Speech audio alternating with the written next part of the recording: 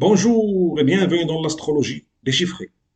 Dans cette vidéo, on va voir comment déterminer si une personne a une dominance solaire ou bien une dominance lunaire dans son thème natal. À tout de suite.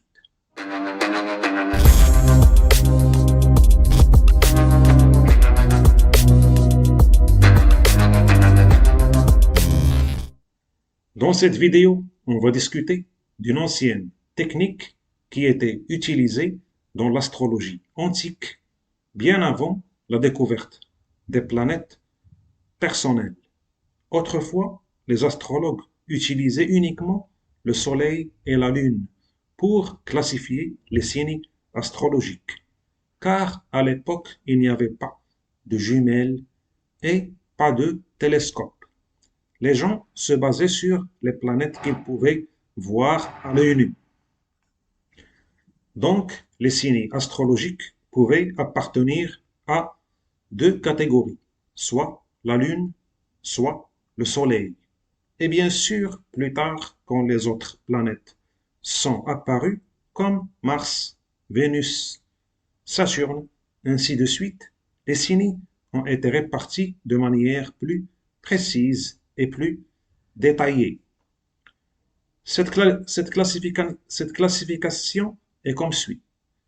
Les signes qui sont entre Lion et Capricorne sont gouvernés par le Soleil, et les signes qui sont entre Verseau et Cancer sont gouvernés par la Lune. Donc, le Soleil gouverne les signes Lion, Vierge, Balance, Scorpion, Sagittaire et Capricorne. La Lune gouverne les signes Verseau, Poisson, Bélier, Taureau, Gémeaux et Cancer. Cette classification était utilisée il y a longtemps, mais aujourd'hui, le Soleil gouverne un seul signe, qui est Lion, et la Lune gouverne un seul signe, qui est Cancer. Mais il est intéressant de comprendre cette répartition des signes, car ça permet d'avoir une idée générale sur le fonctionnement du Soleil et de la Lune.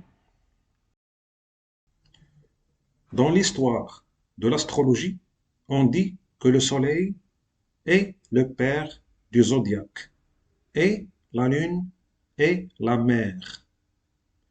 La planète Mercure est la plus rapide, donc Mercure s'est adressé au Soleil et à la Lune, et elle a demandé sa place dans la roue zodiacale. Et là, les signes Gémeaux et Vierge ont été attribués à Mercure. Puis, Vénus a demandé ses signes dans l'horoscope, et les signes Balance et Taureau ont été accordés à Vénus. Après, Mars a demandé sa place dans la roue zodiacale, et là, les signes Bélier et Scorpion ont été donnés à Mars. Puis, Jupiter est venu et il a demandé des signes dans l'horoscope, et les signes Sagittaire et Poisson ont été accordés à Jupiter. Et enfin, Saturne a réclamé des signes dans la roue zodiacale, et là, les signes Capricorne et Verseau ont été donnés à Saturne. Donc, pour revenir au Soleil et à la Lune, il faut savoir que la moitié des signes était contrôlée par le Soleil et l'autre moitié par la Lune. Si par exemple vous avez beaucoup de planètes dans les signes Lion, Vierge, Balance, Scorpion, Sagittaire ou Capricorne, dans ce cas vous avez un caractère qui est dominé par le Soleil. Par contre, si vous avez beaucoup de planètes dans les signes Verseau, Poisson, Bélier, Taureau, Gémeaux ou Cancer, dans ce cas, vous avez une personnalité qui est influencée par la Lune. Le Soleil représente le père et l'autorité, ainsi que l'ego et la fierté. Le Soleil est individuel et il aime diriger. La détermination et la volonté, ainsi que le contrôle et la motivation, sont aussi représentés par le Soleil. Par contre, la lune représente la mer et les émotions, ainsi que le fait de s'occuper des autres et le fait d'être compréhensif et bienveillant. La lune représente aussi la chance et le confort, ou bien le sens du confort, et ce qui nous apporte la tranquillité et la satisfaction. Là, on va parler de la signification de la dominance solaire et la dominance lunaire.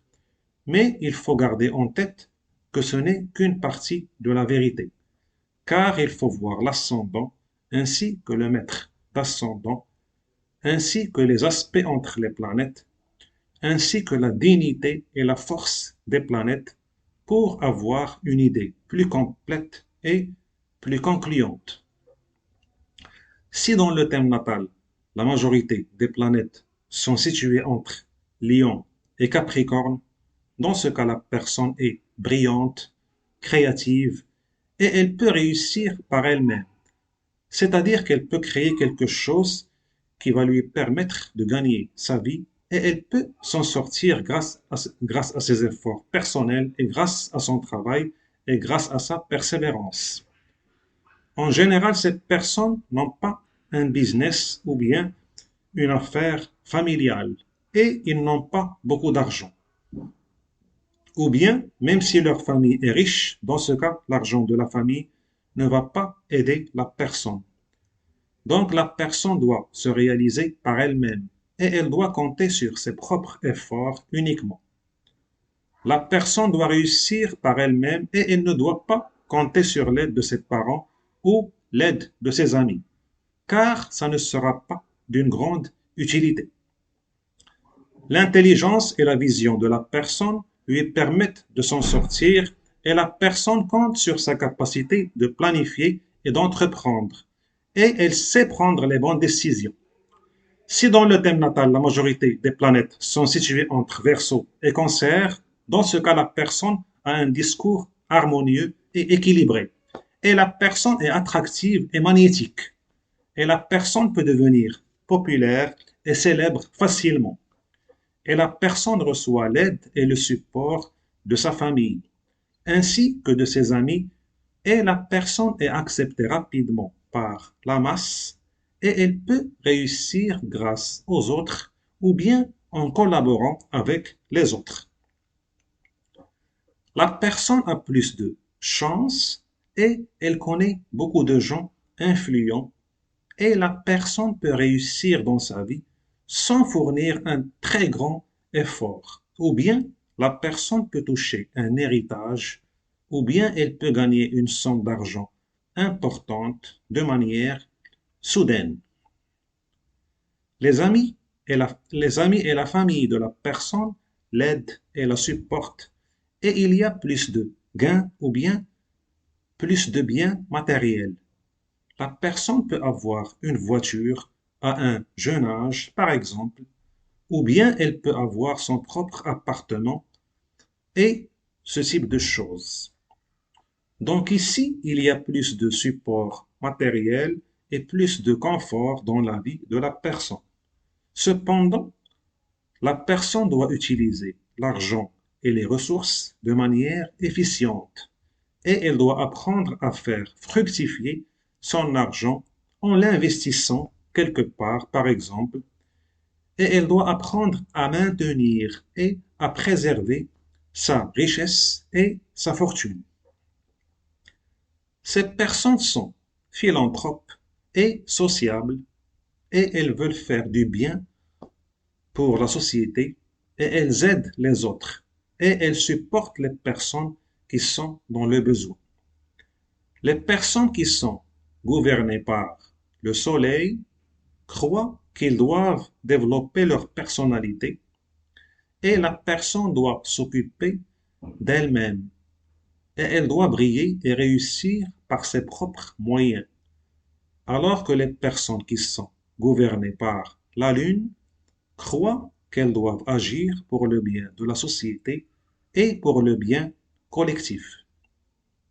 Donc, cette technique vous permet d'avoir une idée sur la personnalité et le caractère de la personne. Mais il faut voir également l'ascendant et le maître d'ascendant, ainsi que les aspects entre les planètes. Et enfin, il faut considérer uniquement les planètes suivantes pour cette technique. Saturne, Soleil, Lune, Mercure, Mars, Jupiter, Vénus, ainsi que les nœuds lunaires. Ce fut mon résumé sur la dominance solaire et la dominance lunaire. Je vous invite à contribuer, partager et vous abonner à la chaîne. À la prochaine.